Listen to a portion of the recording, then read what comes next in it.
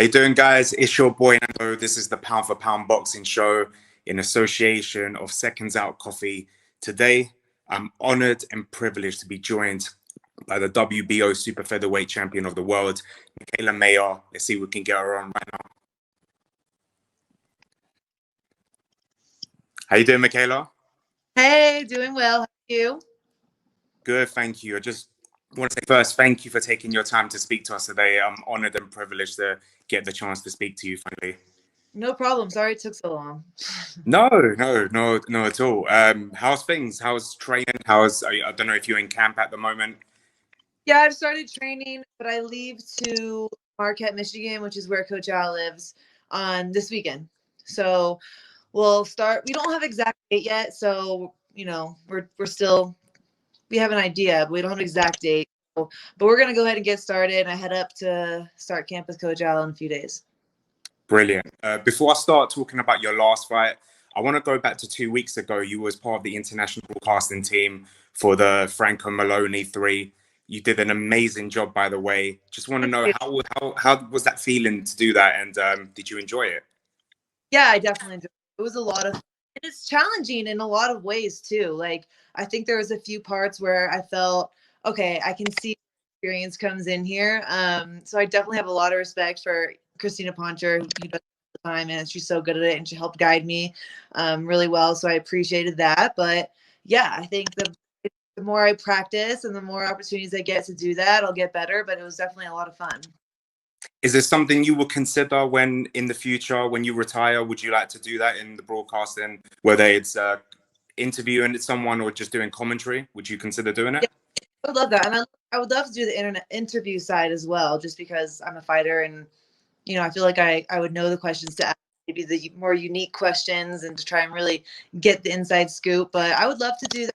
I always want to stay involved in boxing somehow. I know I can't fight forever. I don't want to fight forever. My goal is to make the most of my career over the next 5 years. So 36, and be able to retire comfortably. That's brilliant. No, we here with my colleague, and I saw a lot of people give you praise on Twitter as well. You did a fantastic job as well, and hope soon you can do it again for another top ranked show as well. Yeah, maybe even over on Sky Sports. It's out of the question, but it was cool to get feedback from you guys, because no one in America was able to see it. Just everyone. No, it was brilliant. Me and my colleague, we stayed up to watch the event, and we were really impressed of your commentary.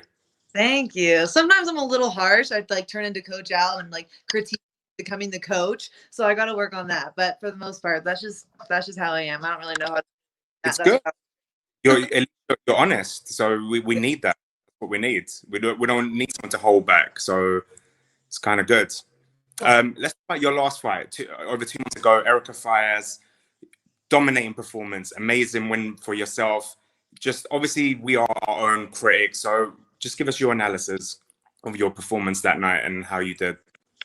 Yeah, I thought it was a really good fight, and she was tougher than I think a lot of people expected her to be. And Coach Al said that from the beginning. I posted a video on my Instagram the other day in the fighter meeting. Coach Al was like, people are underestimating her, but she fought a lot of the top girls. She's coming down from a heavier weight, and she's going to try and bully Mikaela. Plus, she has a long, so it's not like my height is really all that with it. And yeah, she let her hands go, and it was an exciting fight. But I feel like my experience and my technique and just my style was able to come out on top and I was able to kind of put her down, and I felt her breaking, and I had a clear win. Brilliant. It was a great performance from yourself. And I want your take on, recently we interviewed Alicia Baumgardner. She recently said that she believes a fight with Mikaela will make a lot of numbers in the States. What's your thoughts on that statement? And would you one day, if it made sense, welcome that fight? I've already been. We offered the fight to her. We tried to get the fight done twice with her.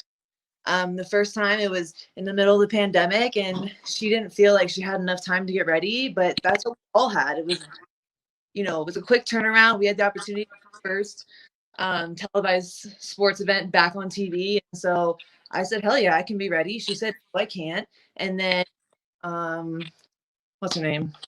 Ellen Joseph stepped up and said, I'll do it. So she took the opportunity at hand, and Alicia didn't. And then we tried to get it done for the Erica Farias fight, but the Nevada State Athletic Commission didn't feel like her powers were at a higher enough level for her worthy of a world title fight against me. And so she can go on and say whatever she wants, but we tried to get her to fight. She needs to step up her competition. I mean, she just fought who's like 6-2. So if we tell you Nevada's not approved to fight, so because of the quality of your past opponents, and then you go and choose to fight someone 6-2, you're not helping your kid.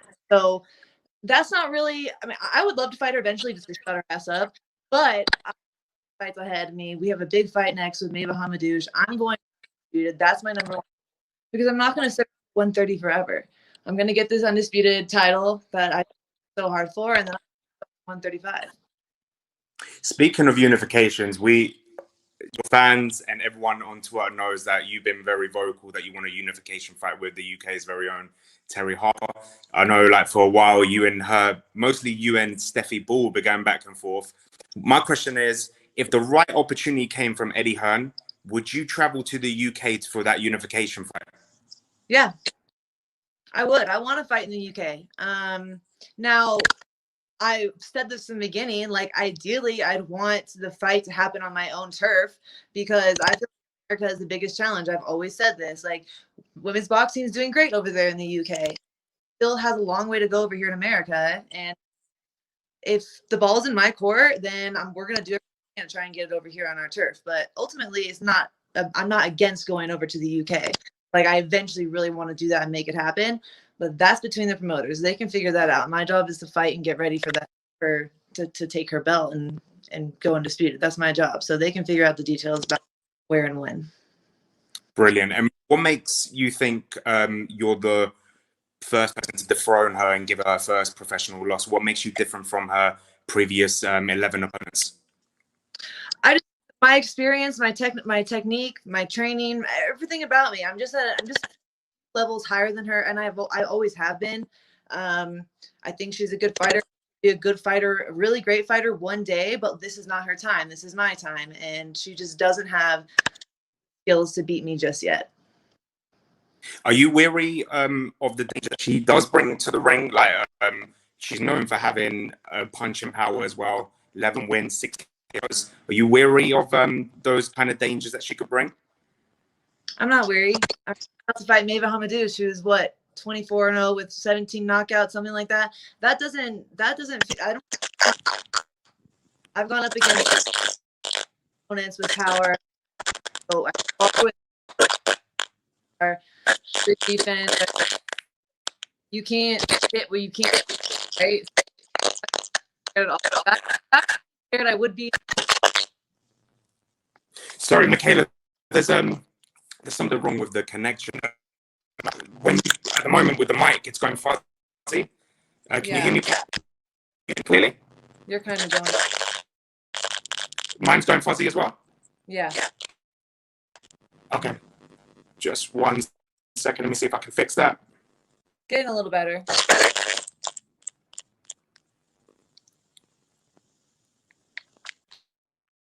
Is that better now?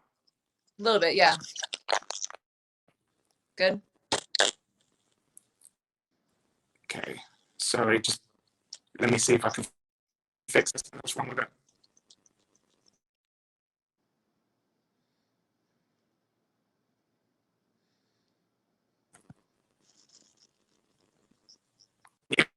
Is it perfect now? Is it fine? Not for me, but I can still get if it's okay for you, I can hear your questions. I can hear you clearly now. Okay, yeah, we're good. No, long story short, I was weary of getting hit. Like, I'm in the wrong sport. That does not, like, instill any fear in me whatsoever. No. They say styles make fights, and you know, your style for me matches people like Hamadouche, Delphine Persoon, Brodnicka. Is that the type of fights that even though you're looking for the unification, but are you looking for that type of fight, that style, that let's say, matches yours, and it'll be a classic for boxing fans to remember as well? Yeah, styles like fights. I mean, I'm not looking to fight any particular style. I'm more looking to fight names. You know, I'm not really worried about the style. I'm used to fighting all different types of styles. I think that's like the number one thing prepared me for, and like where my experience comes in. I fought all different types of styles. So you're right. Like me going up against Neva Hamadouche, that's a classic like pressure fighter versus a boxer.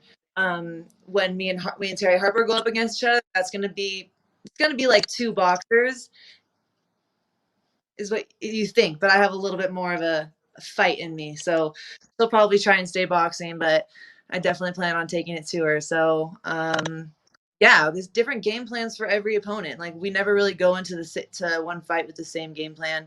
It does depend on their style. We do study tape. Like we don't just.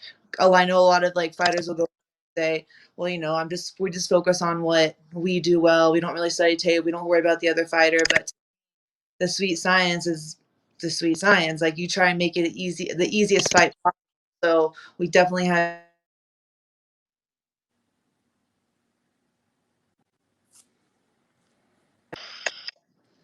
Hello?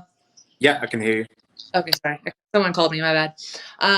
So yeah, every fight's always going to be different. That's exciting, but really I want to fight the name. And yeah, Delphine Pursoon is on there as well. I know she came down to 130. So, but like I said, I'm trying to stay at 130 for much longer. I'm a big 130. So I'm ready to go up to 135 after I get fights done and challenge myself there. Brilliant. And obviously we've spoken about Terri Harper and Hamadouche. This year they announced that the World Boxing Series is going to have its first female tournament, super featherweight, which the internet just blew up because you and Terri Harper's name was the first one that the fans were calling for to get on this tournament. There's still, since then, hasn't been no news of when this tournament will take place. Would you be up for entering this tournament? Yeah, I'm like waiting to hear a follow-up on this whole thing because I would love that tournament. And I've said from the beginning, like in a few other interviews, that if it's good, they chose the 130-pound division for a reason. And I'm one of those reasons. Terri Harper's one of those reasons. The girls in these weight classes, it's the most competitive weight class in women's boxing right now. There's tons of talent here. And so I think to make it like the great show that it should be, like you're gonna need the there. Like you would need all four champs. I think it would make it like an awesome show. And they'll be able to do that, but I haven't heard any follow-up dates. I even ran it by Bob Arum the other day after the commentating gig I did with Christina Poncho. We all had dinner, and he didn't know. I told him, like, you know, the world super, what's it called? WBSS. Yeah, World Boxing Super Series. Okay, yeah. They announced that they're doing 130 division, my division for women, and he didn't know that. He's like, oh, well, tell him to give me a call. He's like, it's still the same people running it, like the Southern or whatever. Yeah. I said, he's like, all right. So everyone kept commenting, Bob Arum won't let Mikaela do it. Bob Arum won't. And I don't know, maybe that was the case for the men, but this is different. Like, he didn't seem like he was opposed to it, so I'm just waiting for a follow up and a phone call. That'll be brilliant. Obviously, we won't get all four champions because you and Hamadouche fighting next, so we're going to get three champions. If I'm sure Terri Harper's not fighting Choi next, I don't think that rematch is going to happen just yet. So they said the was supposed to be in fall, right? Yeah, it's been pushed back for some reason. I don't know why, but we haven't heard any news yet. It was meant to be on Sky Sports, and no announcement. There's no one who's participating, no date. It was meant to be in September, but I think no idea what happened. Well, me and Hamadouche don't fight till November, so if they can get it all rolling, like, I mean, I'm open to it for sure. I'm open for the conversation. Something to look forward to in 2022, I guess. Yeah, there's a lot to look forward to in 2022. 100%. If there's any, not just any young female fighter, even male, that look up to you and say, I want to be the next Mikaela Mayer, what advice would you give them? The ones that, you know, are scared to take that next step to go into a boxing gym and, you know, start training and start their journey? I got 2 words of advice, and I've always stood by this. One, you just have to start by showing up. Like, not going to have all the answers. I never had all the answers. I had to figure shit out as I went along, right? A lot of us women did. So just show up. Just start going. Start feeling things out, and just start training, and you'll start to navigate your path on your own, whatever your path ends up being. And then number two, gets a little bit more complicated. Find a good coach, and that is not easy, especially these days. A lot of the great old doctors, are a lot older now. I got one, but they're harder to find, and that is, I credit my success to my training. I've had a really, really good training, and I just see how important it is, and especially with like women's boxing is these days, like there's a lot of talent out there, and you got to be ready, you got to be prepared. So good coach, That's brilliant good, advice. good team. Amazing. How privileged do you feel to be in a great era for women's boxing? And would you one day want to be like the men who fight at the big stadiums, like the Canelos and the Tyson Furies, to have the first ever unification or undisputed women's fight in a big stadium, like the new stadium in Vegas or somewhere? Would you want to be the first female to do it? I definitely plan on being that. I know there's a handful of us girls who I think can make that happen, but like I definitely being in the mix of that. And that is like, I wouldn't settle for anything less. Like, I'm not going to go out. I told you, like 5 years, so I want to be able to retire. And it's definitely going to end with major fights and some groundbreaking, you know, cards and fights and moves for women's boxing. Like, it's going to change the game. And I feel like we're really on the verge of that, especially with now that I have the fight against Hamadouche, and I know that Eddie wants to give, Hyam Choi to Harper, and like we're in the process of getting this unification done. And I'd love to go up and have a fight against Katie Taylor. And there's just so many big names right now where I feel like we're really just on the verge of like those big fights happening. That's why I said I think 2020, 2023 are going to be some really important years. Amazing. And you would that's the fight, that's the opponent you eventually won, is Katie Taylor? Yeah, whoever goes undisputed 30, I absolutely plan on that being me, should definitely get a fight against Katie Taylor. She's been around since the beginning. I've been watching her fight since we were in the, so I would love a fight against her. I want to go up to 35, and I want to challenge myself. I like don't want easy fights. I just want to challenge myself and make the most I can in the next 5 years, so that I can walk away from this sport. Whatever happens, I can walk like I at least did everything possible. Like I tried my hardest, I fought my hardest, and I no regrets. That's my goal. That's like that will be success to me if I can walk away from the sport. I challenged myself against the best. I fought my hardest. I worked my hardest. Then that's it. That'll be successful. And then be a successful broadcaster as well. Right? Then switch in and tell everyone how to do it. Just kidding. It's so funny being a boxer and like trying to critique people because like even though I'm saying like, okay, he didn't finish with the hook, great right hand, but he didn't finish with the hook. Like, how many times do I not finish with the hook? I get smacked in the head by Coach Al at least once a week for that. So I know it's like, I don't do all those things perfect either, but I can still see them and acknowledge them. So it's like, I kind of feel like a hypocrite a lot of the times, but No, still. it's good to have a boxer to do that, because sometimes you have a journalist who never stepped a foot in the ring and still knows their boxing, but then Right. you fighter. You've had some great analysts in the past, like Sergio Mora or Paulie Malignaggi. It's great to hear these people, ex-fighters, ex-world champions, to do that. And then eventually, you're already a world champion, so it would be great in the future to have that in the broadcasting team. Yeah, for sure. I'm excited about it, but I got a lot of big fights first to focus on. So right now I'm just doing it for fun. I'm sure the UK fans are happy and excited to hear that you want to go up and fight Katie Taylor, because apart from the Terri Harper fight, which is what the UK wants, which your fans want as well, that Katie Taylor fight just, I'm getting goosebumps even thinking about it. It's just a great, great, great fight. And these are fights that are around the corner. Like we put the work in.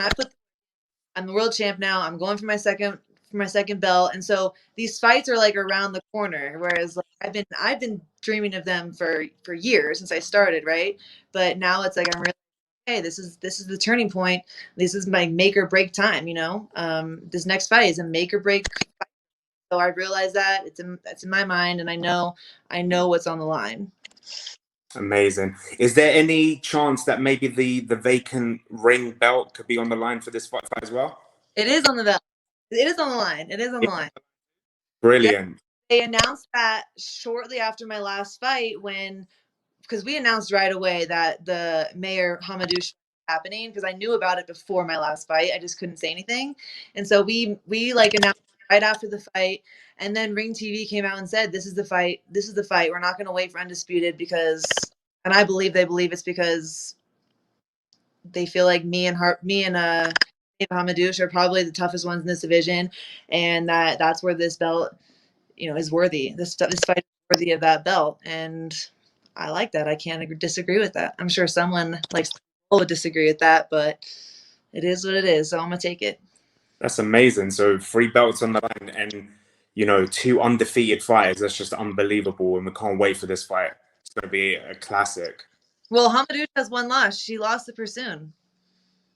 1 loss, but yeah. she's experienced too. She's got a lot of wins on her record too, and 3 belts on the line is just unbelievable. And like I said, styles make fights. Both of your styles will match, and it's going to be a classic. So we can't wait for that. Yep, we'll be the main event on ESPN. It's also huge for women's boxing. Like I said, we don't get that platform a lot. ESPN is the platform to have a main event. I was main event once, but it was by default because Jamel Herring tested for COVID, so I got moved up. But this is going to be big for women's boxing to have a main event fight with 2 fighters, me and Hamadouche, in this competitive division on ESPN main event. It's going to be awesome.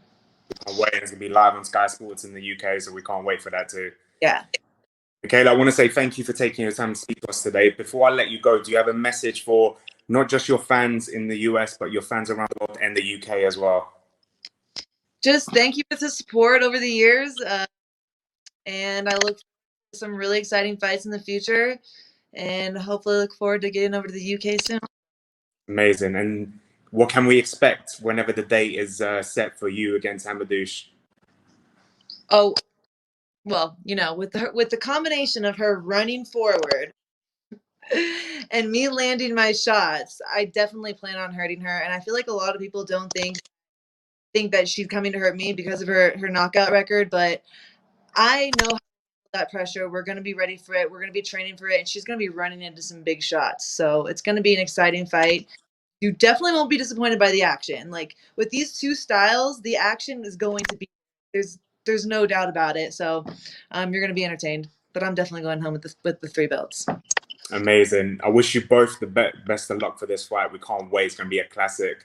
And, thank you for taking your time to speak to us today. It's been a privilege and an honor to speak to you. And stay safe. And I hope we can catch up soon. Talk again soon. Bye. Thank you. Bye-bye.